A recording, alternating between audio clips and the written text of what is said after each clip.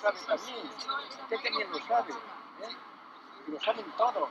A la calle que salir a ver lo que pasa. Vamos a tener que ir bajando a saludar a unos Y el que salga por donde quiera que sea, que no le pase lo que al Rajoy, que le pegan. Sale libre, que salga libre, que lo quiera todo el mundo. Que pueda mirar a los ojos a la cara. Claro.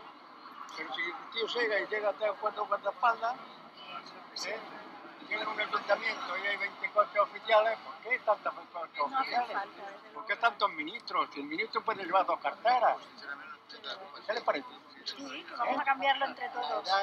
Es que eso es lo que pasa. Pues muy bien. Vamos a tener que ir bajando a saludar, ¿vale? Muchísimas gracias. Vale. A ver si arregláis el mundo, hombre, a ver si lo arregláis una puta vez. Los ministros pueden llevar 2 carteras y una mochila.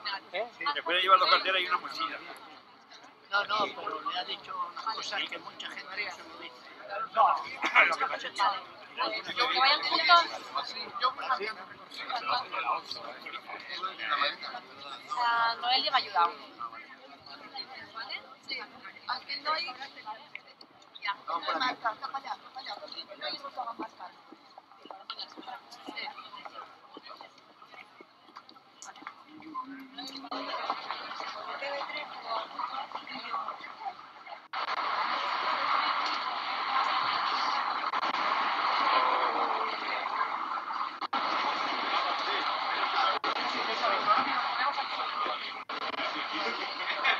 Dani, hemos dicho veníamos a saludarte, venimos.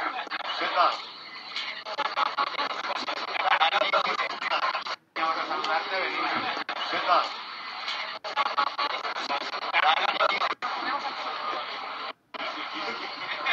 Dani, hemos dicho veníamos a saludarte, venimos. ¿Qué tal?